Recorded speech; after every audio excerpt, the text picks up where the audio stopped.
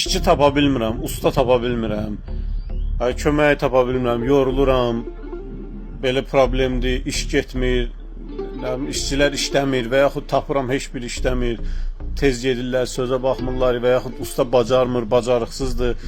Bu kimi gileylərin həm biznesdə, həm də ki usta tikinti sahəsi və yaxud evdə nəyisə təmir eləmək istə, gileylərin çıxış yolu, qısa çıxış yolu odur ki, ustanın ödənişini artırasınız.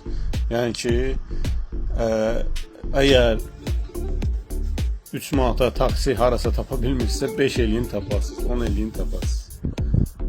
Yəni ki, o demək deyil, həmin adama daha çox pul verin, düzələcək. Xeyr, sadəcə daha bacarıqlılar öz qədrini bilir və özünə olan tələba əsasən qiyməti formalaşır. Bax, o qiyməti ödəyirsiniz, Allah işinizi irəli aparsın.